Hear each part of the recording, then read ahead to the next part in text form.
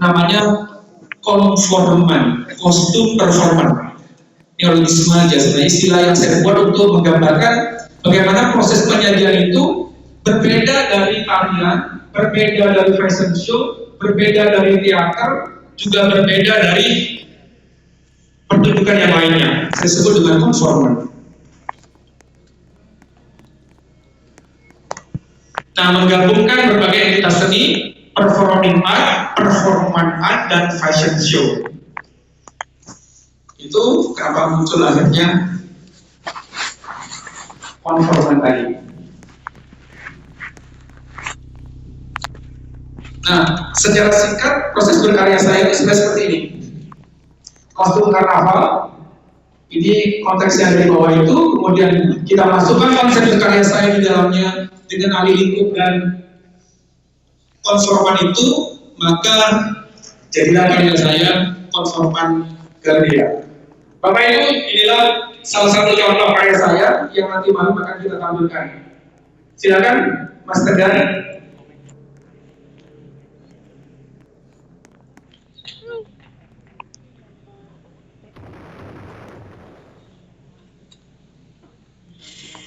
Ini adalah Garuda yang saya sebut Garudas, Garuda tertindas. Ini ada di panel pertama dari Candi Kidal yang menggambarkan Garuda lagi ditindas oleh ular-ular naga itu.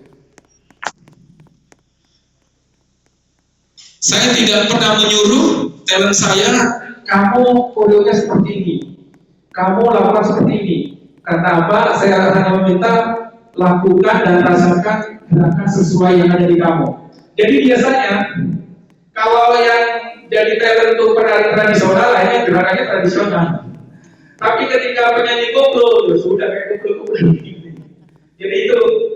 Terima kasih. Ini adalah konforman Garuda. Terima kasih.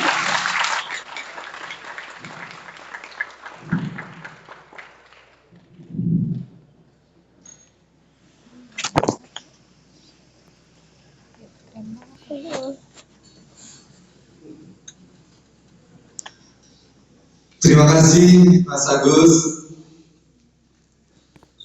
Jangan lupa Mas Agus, Mas Eko tadi pesan dari Pak Mahendra. Jangan hanya sibuk aja, tetap harus berkarya. Cak Zul mau bikin karnaval di Bangkalan? Ada Cak Zul. Yang itu pasti satu bakalan ikut semua, tapi gak akan ada penonton. Carok, karnaval. Selanjutnya kita akan menyaksikan presentasi bersama Guru Besar Ilmu Filsafat Seni ISI Surakarta, nalar keilmuan dalam penciptaan seni. Kita sambut Profesor Dr. Bambang Sunarto.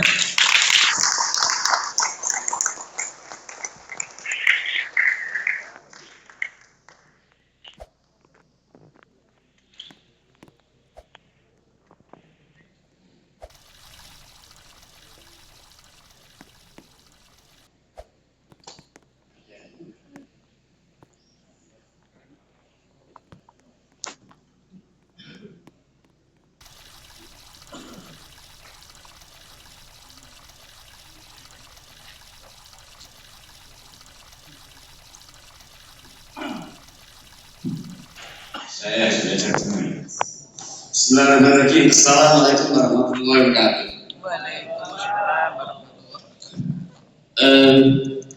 Saya itu berpikir bahwa berdirinya ISI Surakarta mulai dari ASKI sampai sekarang, sebenarnya tujuan utamanya adalah menciptakan ekosistem kehidupan kesenian yang baik, yang produktif. Tetapi yang jadi persoalan adalah, saya jadi ingat kata-kata dari Pak Gubernur Wardani. Pada tahun 70-an, beliau itu bicara dalam 29 tentang kritik seni waktu itu. Beliau mengatakan bahwa kesenian di Indonesia itu suasananya, suasana kehidupannya semu menggembirakan. Kenapa dikatakan semu menggembirakan? kehidupannya itu memang berlimpah ruah, kreativitas karyanya berlimpah, tetapi kehidupan kritik sangat minim sekali, sangat minim sekali. Itu artinya apa? Ilmu tentang kehidupan seni, ilmu tentang penciptaan seni itu belum tumbuh berkembang. Itulah sebabnya saya merasa penting untuk mengungkap keilmuan dalam penciptaan seni.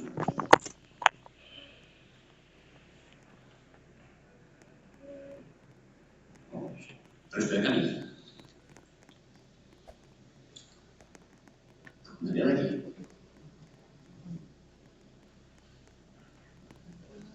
Oh iya. Ini gambarannya. Saya menunjukkan dengan menggambarkan peta kehidupan kesenian kita. Dulu, ini ceritanya dulu ya, bukan sekarang. Kira-kira cerita 30 tahun yang lalu, 30 sampai 20 tahun yang lalu. Jadi realitas idealnya itu sebenarnya memang ada karya seni. Kemudian karya seni itu melahirkan karya seni baru lagi yang berbobot, dan karya seni yang baru lagi melahirkan lagi karya yang berbobot. Kalau itu terjadi, proses kehidupan kesenian itu akan menjadi semakin bagus. Nah, yang terjadi pertumbuhan itu mestinya didukung oleh teori-teori penciptaan. 20 tahun yang lalu teori-teori penciptaan tidak muncul secara baik. Karena apa? Memang kita waktu itu menjalankan pendidikan itu menciptanya sudah mencipta dan karyanya bagus-bagus, luar biasa. Tetapi yang sering muncul adalah karya terdahulu mengilhami karya yang baru, tetapi tidak distilis dengan benar, tapi duplikasi itu banyak sekali. Pak Angga menyebutnya istilah nagur. Saya nggak tahu istilah nagur itu dari mana. Saya mencoba cari kamus pengertian nagur itu apa. Tetapi sebenarnya yang dimaksudkan Pak Angga itu adalah ketika karya itu ada, kemudian ditiru oleh yang lain, peniruannya itu yang pertama saja. Contohnya, di dalam karya musik misalnya itu, musik tari yang mampas. Dulu pada waktu isi ASCII waktu itu punya karya Ronggolali itu salah satu komposisi musiknya itu lancaran kan sebuah komposisi, salah satu bentuk komposisi, kemudian ditindih dengan sekat pucuk atau sekat gambut. Sekat pucuk atau gambut apa ya? Yang Ronggolali. Nah, itu ditindih. Nah, sekarang hal itu terjadi lagi. Nah, itu yang disebut oleh Pak Mandan Nadur. Kan mestinya ya tidak seperti itu. Kalau kreatif lagi, harus bisa dikembangkan lagi, bisa dipikirkan, tetapi harus disiasati lagi. Nah, itu karena apa? Teori-teori itu tidak berkembang. Tapi cukup membahagiakan 20 tahun sejak tahun 2011 kira-kira, ketika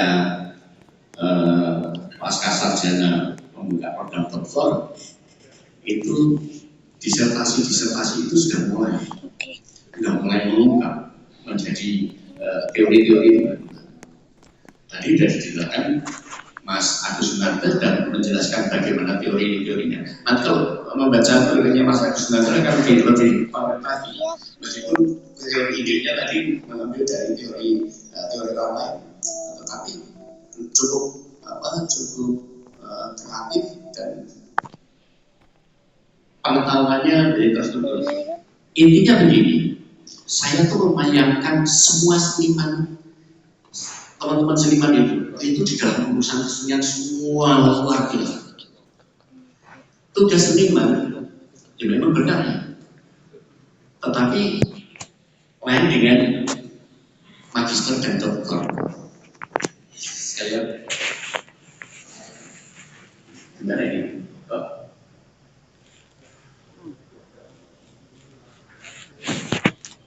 Oh ini. Saya belajar bagaimana menentukan ilmu ciptaan seni. Ya sudah yang kita lakukan di pasca sarjana ini. Jadi para sarjana, magister dan doktor itu baik itu tari, musik, teater, seni rupa, itu harus mampu menjelaskan aktivitas penciptaan secara ilmiah. Fenomena penciptaan seni itu kalau seorang seniman itu sama dengan ilmuwan.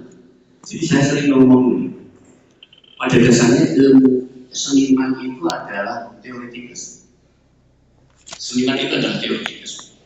Seniman itu adalah seorang yang memproduksi teori. Hanya saja teori seniman itu diwujudkan di dalam panggung, di kanvas, di screen. Itu seniman. Tapi kalau ilmuwan itu ya di jurnal-jurnal, di laporan-laporan penelitian. Tetapi seniman itu meskipun menghasilkan teori, pengetahuannya itu masih merupakan pengetahuan implisit. Jadi masih merupakan filsafat yang tersembunyi, masih tersembunyi.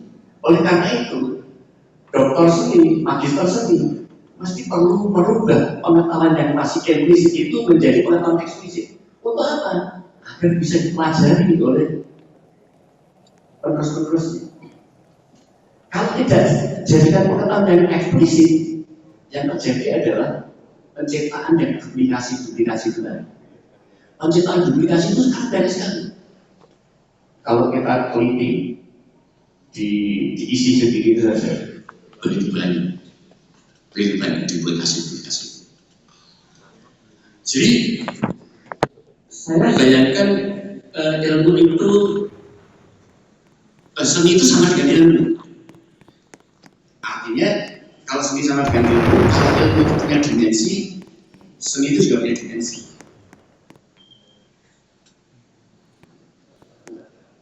Oh ini.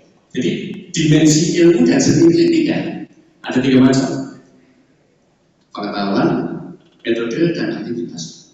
Tidak ada ilmu pengetahuan yang diproduksi tanpa tiga hal ini. Tidak ada karya seni yang diproduksi tanpa tiga hal ini. Jadi seniman mesti berkarya basisnya pengetahuan. Seniman berkarya mesti basisnya pengetahuan. Jadi tidak ada seniman yang ngawur, tidak ada. Meskipun kelihatannya kalau seniman berimprovisasi itu seperti ngawur, tidak. Sebenarnya tidak ngawur. Dia sudah memiliki perbendaharaan, memiliki pengetahuan, entah itu tentang teknik artistik atau teknik estetik. Dia pasti sudah kuasai. Kalau seniman tidak memiliki vokabuler itu, jadi dia tidak bisa berbuat apa-apa. Kalau jam session itu sering kan kita di dunia musik itu setiap pesta ada jam session. Saya sering melihat ada orang-orang yang kalau jam session sebenarnya menunjukkan kapasitas kesenimanan masing-masing. Ada yang bisa nyambung, bisa berdialog secara musikal gitu. Tapi ada juga yang kesulitan berdialog secara musikal. Ya asal masuk gitu aja. Kan nggak kontak. Tapi bagi yang memiliki pengetahuan, jam session itu bisa sambung. Tapi kalau jam session itu kan yang memang demokratis, jadi semuanya diterima dengan senang hati. Nyambung atau tidak nyambung, semua ketawa, semua senang. Tapi itu jam session itu sebenarnya adalah potret pengalaman kita.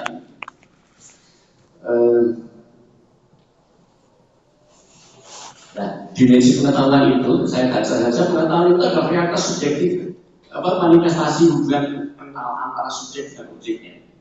Biasanya objek masuk ke dalam kesadaran subjek melalui dua cara, pembelajaran secara sadar atau pengalaman aktual secara ilmiah, pengalaman aktual. Jadi kalau kita belajar di kelas, di sanggar atau di tempat-tempat itu, sebenarnya kita sudah bisa melakukan pembelajaran sadar terhadap apa? Ya terhadap pengetahuan. Dan yang pengetahuan itu kan dimensinya sangat luas sekali. Mungkin kalau bicara pengetahuan, mungkin nanti teori pengetahuan itu kan banyak sekali. Mungkin tidak cukup waktunya. Jadi saya langsungkan saja. Nah, yang kedua metode. Metode itu sebenarnya metode itu adalah jembatan proses yang harus dilalui. Proses untuk menjadi. Tadi Mas Gondrong, Bung Apel, terus Mbak Terry itu sebenarnya sudah bercerita tentang proses menjadinya. Jadi ada metode. Bagaimana Bung Ginarto menggunakan mencari sinkron nada, mencoba menghubungkan antara selindro melon dengan diatonis supaya bisa nyambung.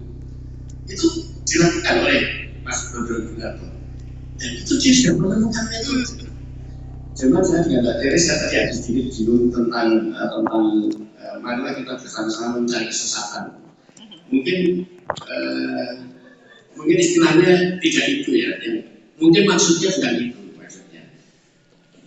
Mungkin yang dimaksudkan Mbak Terry itu adalah mana kita mencari ceruk pengetahuan yang membuat kita yakin. Karena apa? Berdasarkan ceruk pengetahuan yang dia yakini, maka seniman bisa berkata. Karena seniman itu modalnya itu keyakinan, konsep, metode. Ada keyakinan, konsep, metode. Dengan 4 hal ini kita semua sudah bisa jadi seniman. Cuma persoalannya kan menemukan metode kayak Mas Gondrong itu kan butuh waktu yang panjang. Ternyata harus direwangi jadi pemabuk bumi. Harus diantarkan oleh seluruh lain Miskontoivi ke bersama untuk menemukan metode. Ketika metode sudah ketemu, praktik dia jalan dan akhirnya dia punya adik-adik yang tadi disebutkan oleh konsulan kita. Adik-adik seorang seniman itu akan mempunyai adik-adik ketika dia telah memiliki pengetahuan yang dia yakin.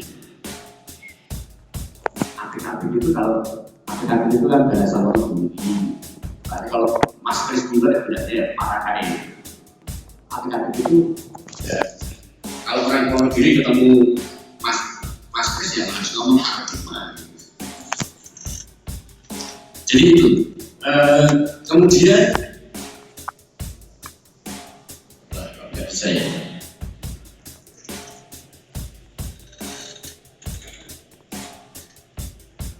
Ya, gimana?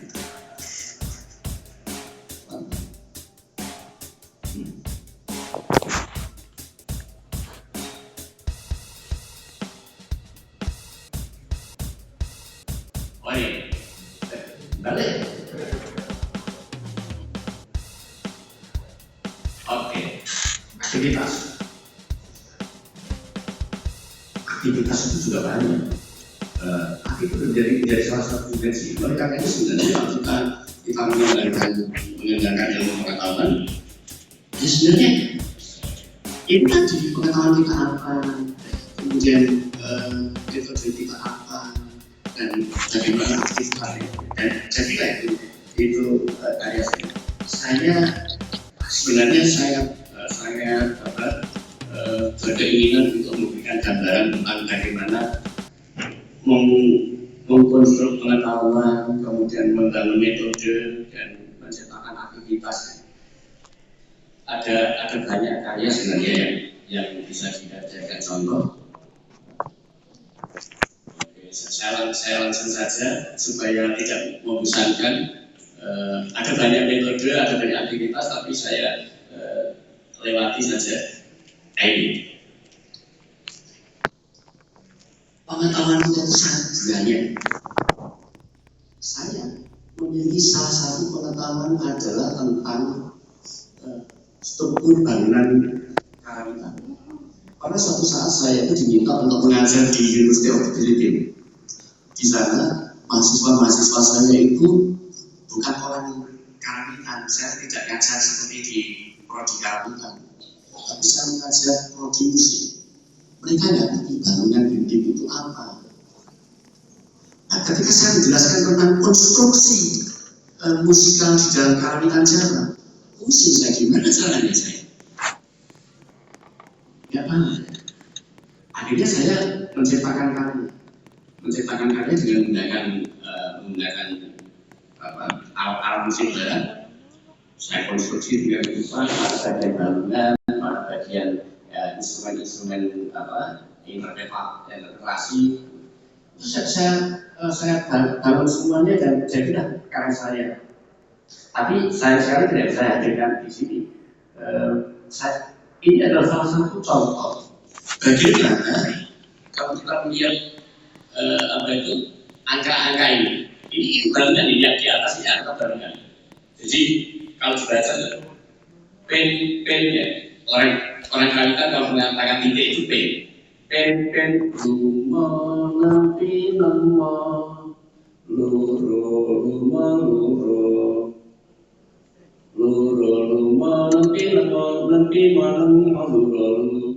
nanti malam nah, kemudian di bawahnya ada melodi. Kalau ini melodi gelonya. Itu untuk konstruksi orang Jawa, orang pengrajin Jawa. Kalau misalnya saya kasih angka-angka ini saja, mereka sudah bisa mengerjakan. Jadi misalnya angka titik 35, 67, 65, saya kasihkan ke Pak Oni. Jadi angka 32, 35, 67, 65, tak kasih proposal.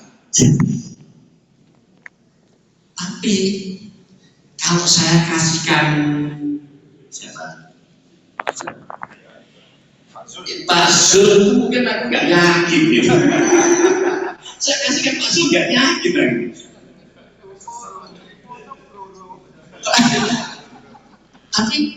tapi saya hebatnya itu Pak Zul itu meskipun demikian anaknya perempuan itu disuruh masuk jurusan karawitan. Sementara anak saya itu malah belajar musik, belajar gitar. Gitu. Nah, ini kita tertukar ini. Jadi saya bilang pada anak saya, loh, gue cocok ini jadi anak Om Zul. Jadi anak Om Zul. Anaknya Pak Zul juga gitu, jadi anak gue. Ajar gitu ya. Oke, jadi kalau misalnya mati terus. Oh ya, yang jelas susunan bangunan itu bisa diinterpretasi dengan benar dan tentu bisa diterjemahkan di dalam banyak bentuk. Bisa diterjemahkan dalam banyak bentuk. Jadi saya tunjukkan salah satu bentuk bagaimana interpretasinya. Tolong adik-adik yang berkami, silakan.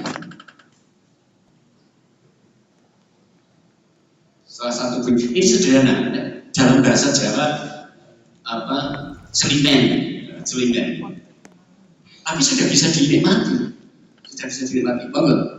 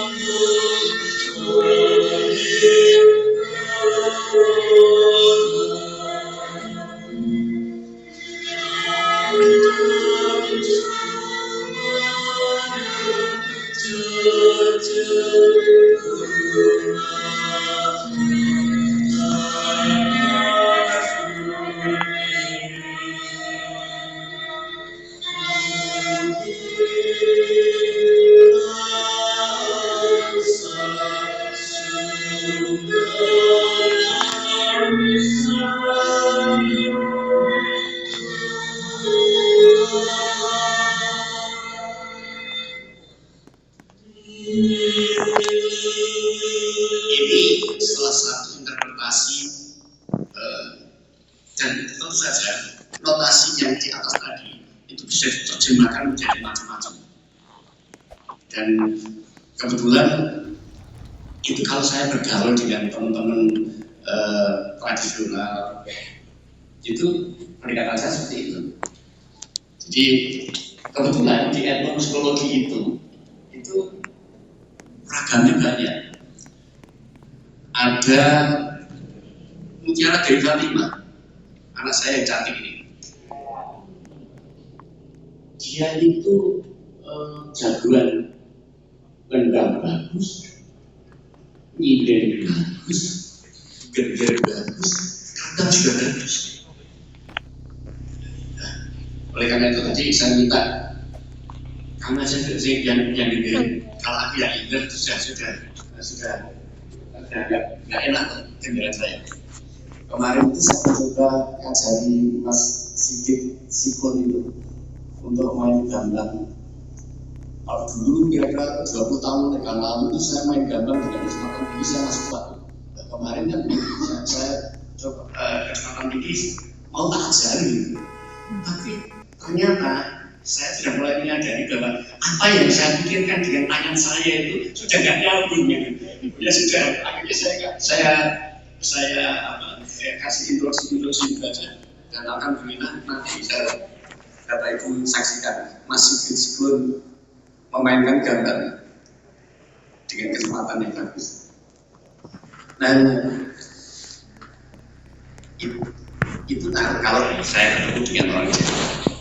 Tetapi bagaimana kalau ketemu dengan orang kan pergaulan kesenimanan itu enggak tunggal.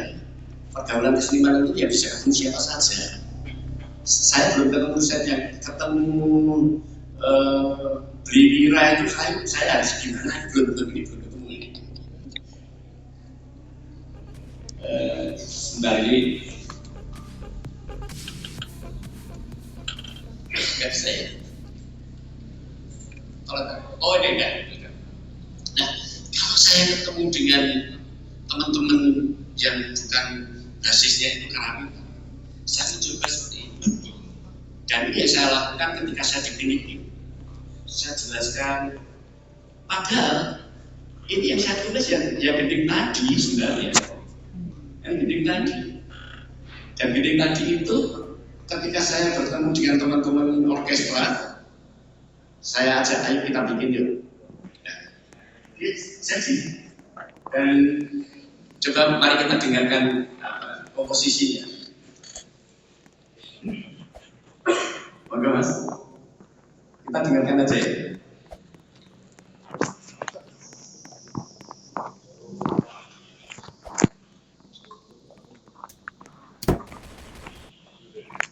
Enggak masuk.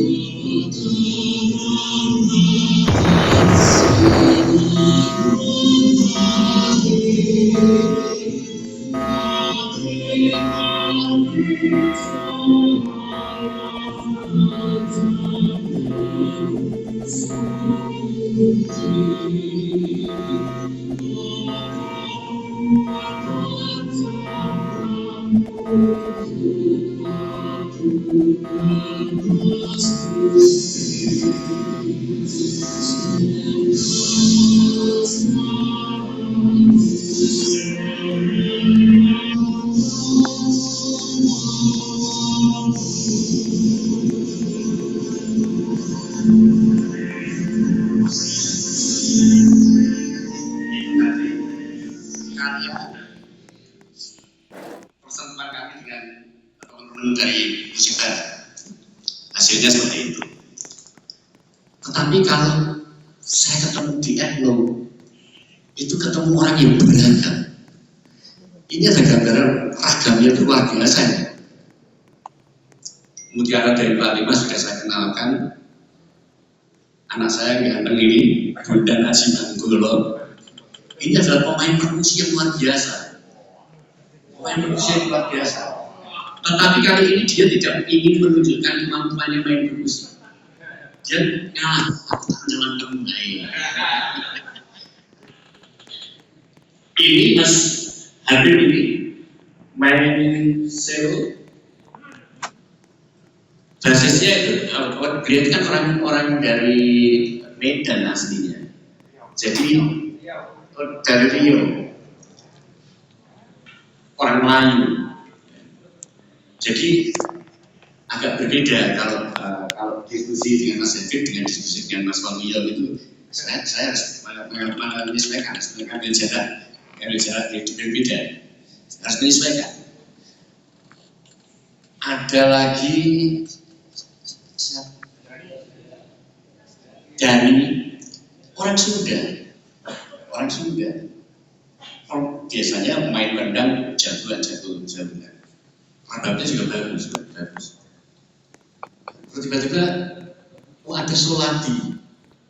Solati itu pemain keroncong. Terus ada ini orang Betawi. Jadi mainnya itu kayak alat musik Cina ya. Ya, itu juga dia pakai. Nah, ketika bergaul dengan teman-teman semuanya ini gimana ya caranya ini? Saya sodorkan, saya tidak pernah mencoba itu. Saya bukan hanya omong-omong saja. Dari omong-omong itu bisa nggak ini dibikin komposisi? Ini komposisi mereka. Ini tadi yang saya gambarkan ini tadi sebenarnya adalah manifestasi bagaimana saya mengolah pengenalan saya, bagaimana saya merumuskan metode saya, dan saya membangun aktivitas saya untuk ini untuk dengan grup ini nggak terlalu repot.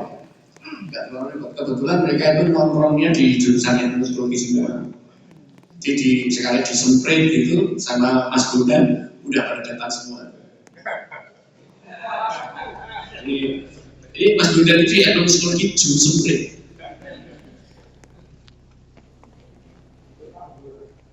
Mari kita dengarkan